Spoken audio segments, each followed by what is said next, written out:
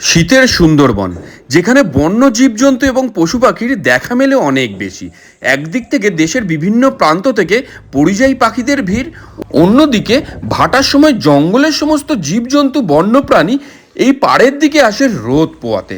আর তার সঙ্গে গরম গরম হাতে গরম খাবার দাবার তো রয়েছেই। আর শীতের রোদ গায়ে মেখে এরকম বোটে করে সারাদিন নদীপথে ঘুরে বেড়ানো, আর তার সঙ্গে গরম গরম খাওয়া দাওয়া, সব কিছু মিলিয়ে শীতের সুন্দরবন যেন আরও মায়াবী হয়ে ওঠে। শীতের সুন্দরবনের প্রথম দিনের ভ্রমণ অভিজ্ঞতার ভিডিও কিন্তু আমি অলরেডি পাবলিশ করে দিয়েছি, আর তার লিঙ্ক রইল কমেন্ট বক্সে। আর আজকে দ্বিতীয় দিনে সকালে উঠেই আমি দেখতে পেলাম যে রিসর্টটায় আমরা ছিলাম চারিদিকে সবুজের মাঝখানে। এই ভোরবেলায় পাখির কোলাহল, তার সঙ্গে ঘন কুয়াশা, এই সব কিছু নিয়ে আমাদের ঘুম ভাঙলো। ঘুম ভেঙেই আমরা উঠে পড়লাম বোটে। আর বোটে উঠতেই কিন্তু গরম গরম ব্রেকফাস্ট চলে আসলো আমাদের সামনে, যেগুলো খেয়ে নিয়ে দ্বিতীয় দিনে আমাদের সঙ্গে ছিল আমাদের গাইড। সে গাইডের কাছ থেকে সুন্দরবনের খুঁটিনাটি তথ্য জেনে নিচ্ছিলাম আমরা।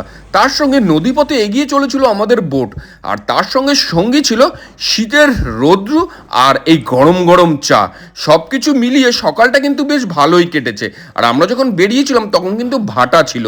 সেই ভাটার নদীপথ ঠেলে আমরা এসে পৌঁছালাম দোবাকি ক্যাম্পে, যেখানে আপনারা প্রচুর হরিণের দেখা পাবেন। হরিণ, পরিযায়ী পাখি, আর কপাল ভালো থাকলে বাঘেরও দেখা মিলতে পারে এখানে। এই জন্তুটার নাম কি, কে কে আগে জানেন সেটা জানাবেন আমাকে কমেন্ট বক্সে। আর এই দোবাকি ক্যাম্প ঘুরে নিয়ে আমাদের বোট এগিয়ে চললো নেক্সট গন্তব্যর দিকে। পথে চলতে চলতে কিন্তু কিছুক্ষণ অন্তরেই গরম গরম খাবার এবং চা চলে আসছিল আমাদের হাতে। আর এই খাবারের মধ্যে এরপরে যেটা আসলো সেটা হচ্ছে মাছ ভাজা।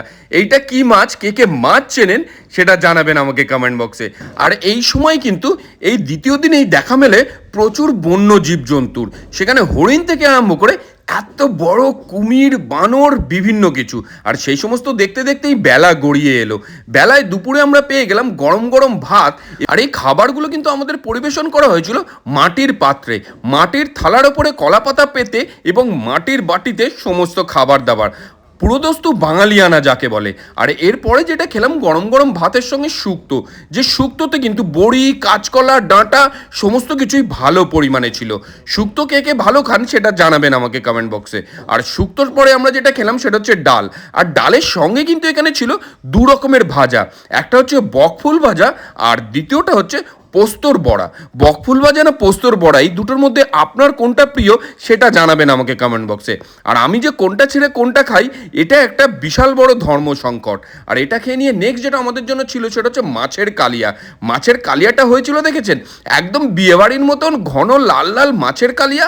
আর এরকম মাছের ছাল কে কে ভালো খান, আমার মতন মাছ পেলে আগে ছালটা কে কে সাইডে সরিয়ে রাখেন লাস্টে খাবেন বলে, সেটা জানাবেন আমাকে কমেন্ট বক্সে। মাছের কালিয়া খেয়ে নিয়ে নেক্সট যেটা আমরা এখান থেকে ট্রাই করলাম সেটা হচ্ছে কাঁকড়া কষা। আর এই কাঁকড়াটা দেখুন লাল লাল একেবারে কাঁকড়া কষা, এবং এগুলো কিন্তু আপনি চাইলে দ্বিতীয়বারও পেতে পারেন। সুতরাং খাওয়া দাওয়া এবং ঘোরায় এখানে কিন্তু কোনো কম্প্রোমাইজ নেই। আর আমি এদিন গিয়েছিলাম ছুটি ছুটি ট্রাভেলসের সঙ্গে। এই ছুটি ছুটি ট্রাভেলসের কন্ট্যাক্ট নাম্বার আমি আপনাদেরকে দিয়ে দিলাম ডেসক্রিপশানে। আর কাঁকড়া কষা খেয়ে নিয়ে নেক্সট যেটা ট্রাই করলাম সেটা হচ্ছে চাটনি আর পাঁপড়।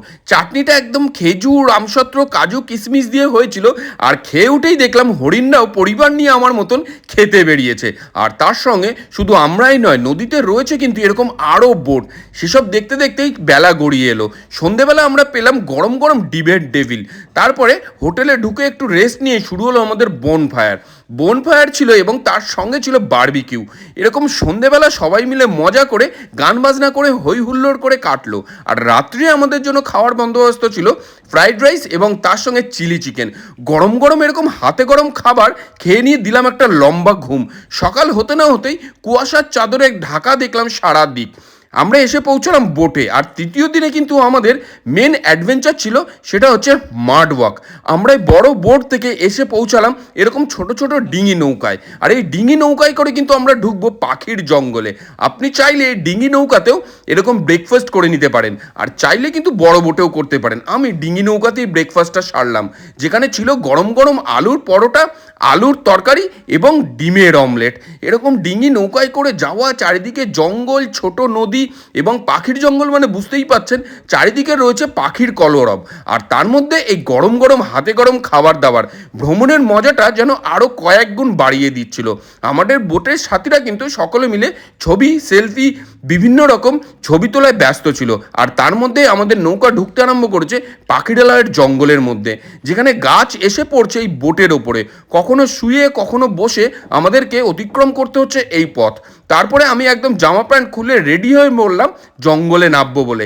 এই জঙ্গলে এই শ্বাসমূলের ওপর দিয়ে হেঁটে যাওয়ার মজাটা, অভিজ্ঞতাটা একেবারেই আলাদা, যেটা আপনি শুধুমাত্র পাবেন এই ছুটি ছুটি ট্রাভেলসের সঙ্গে গেলেই।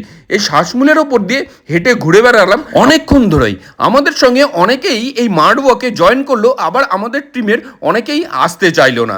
সকলে মিলে আপনারা যদি যান তাহলে বলবো এই মার্ড ওয়াকের এক্সপিরিয়েন্স অবশ্যই নিন। তারপরে কিছুক্ষণ হাঁটা চলার পরে আমরা ডিঙি নৌকা করে এসে পৌঁছালাম আমাদের বড় বোটে, যেটা রাখা ছিল মেন নদীতে। সেখানে উঠলাম এবং আজকে কিন্তু আমাদের ফেরত আসার সময় বোটে উঠে জানতে পারলাম আমাদের সাথে ভ্রমণ যারা করছিলেন তার মধ্যেই একজনের অ্যানিভার্সারি ছিল। আর সেখানে কিন্তু ধুমধুমার করে কেক কেটে এরকমভাবে অ্যানিভার্সারি পালন করা হলো। ছুটি ছুটির সঙ্গে গেলে আপনাদের স্পেশাল দিনগুলোও কিন্তু এরকমভাবে একদম অচেনা মানুষদের সঙ্গে ভালো করে সেলিব্রেটও আপনারা করতে পারবেন। কেক কেটে সেলিব্রেট করা হলো সেই অ্যানিভার্সারি। আর তারপরে কিন্তু আমাদের আস্তে আস্তে বাড়ি ফেরার পালা। নৌকা চলছে, বোট চলছে, তার মধ্যেই গরম গরম আমাদের হাতে এসে পৌঁছালো মাছের চপ এবং চা কফি কিন্তু ঘন ঘন আসতেই রয়েছে। আর এই 3 দিনে সম্পূর্ণ অচেনা মানুষগুলো একদম হৃদয়ের কাছের বন্ধু হয়ে উঠেছে একে অপরের। আর শেষ দিনের লাঞ্চে বসে পড়লাম আমরা, যেখানে খাবার দাবারের বহর ছিল কিন্তু প্রচুর লম্বা, যাকে বলে শেষ ভালো যার সব ভালো তার।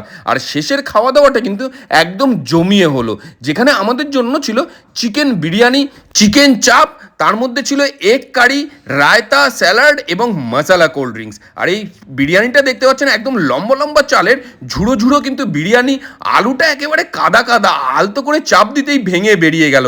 তার সঙ্গে ছিল চিকেন।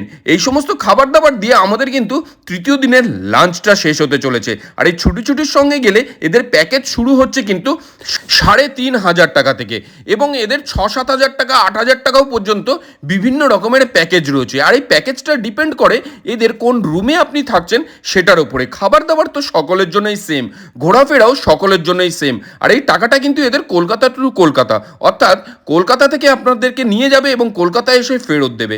কেমন লাগলো ভিডিওটা জানাবেন, ভালো লাগলে অবশ্যই লাইক, কমেন্ট, শেয়ার করুন। আর ভোজারটা ফলো করুন এমন আরও প্রচুর ভিডিও পেতে।